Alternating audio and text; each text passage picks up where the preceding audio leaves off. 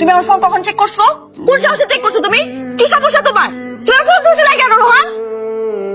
তুই ভুল করছস, অনেক বড় ভুল করছস। তুই চিটার, ঠকাইছস তুই আমারে। তার সাথে আই মিস ইউ চুম্মা দিচ্ছিস, ছবি পাঠাচ্ছিস, বের হচ্ছি, তাড়াতাড়ি আসো, পিক করো, আমাকে নিয়ে যাও, বের হবো, আমার সাথে টাকা বসতে লাগিস ভার্সিটিতে। আজকের পর থেকে তুই আর কোনোদিন আমার সামনে আসবি না।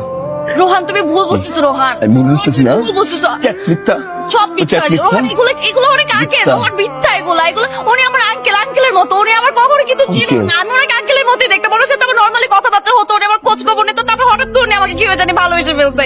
মনে কিন্তু ধরে যেতেছে অ্যাভয়েড করতে। আমি তোর সাথে শেয়ার করতে পারি না, আমি সরি, কিন্তু এটা কিছু না, এটা not a big issue. Rohan তুমি বিশ্বাস করো, তুমি আমাকে বিশ্বাস করো না রোহান।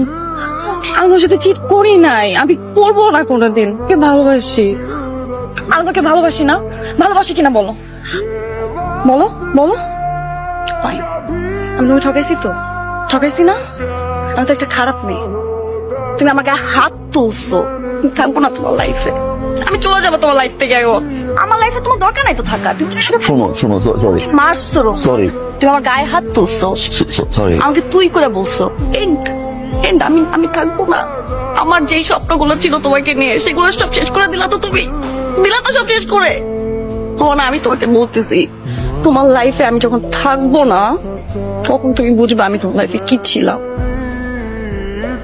তুই এখানে গত 3 দিন ধরে ফোন দিচ্ছি, ফোন বন্ধ, কল ঢুকতেছে না।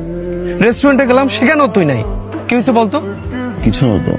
নিশ্চয়ই তোর সাথে মাহার সমস্যা হয়েছে, ঝগড়া হয়েছে।